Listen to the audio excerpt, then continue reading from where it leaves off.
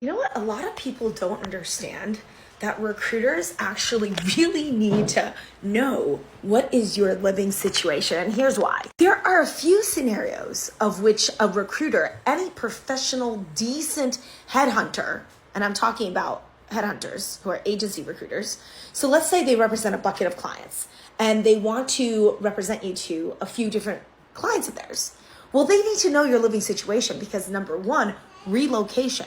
So you have to understand that because I recruit nationally, it's really important for me to understand if my candidate can or cannot relocate, and also where they can commute to.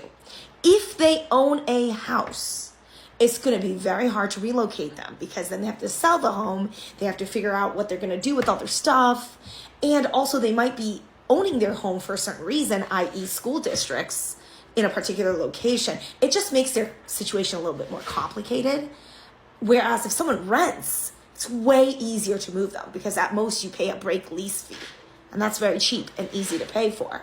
So there is a very distinct moment of which a professional headhunter would ask you, what is your situation? Do you own? Do you rent? Because that absolutely impacts where you can work.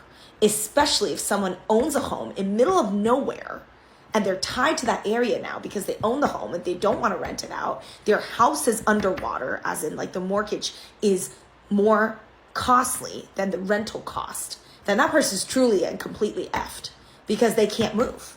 They can't move and they can't rent out their home because they're literally losing money every month.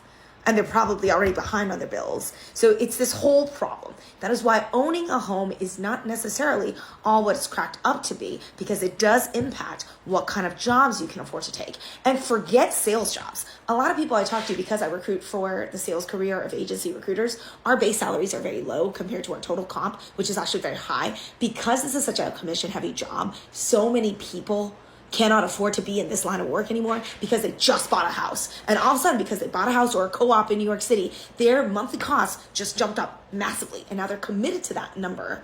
And so for many, many people, they no longer can take the risk of either becoming an entrepreneur or staying in a sales job because their base salary is so low. It's not enough to cover their fixed costs. And that's what ultimately mortgages do, is that they really do capture you on a fixed cost basis, especially if you're paying a lot of money for homes in inflated areas, which is very typical in the last 10 to 20 years, where there's many major cities that the rent cost is actually lower than the mortgage cost. And that's when you know the math is just not mathing anymore.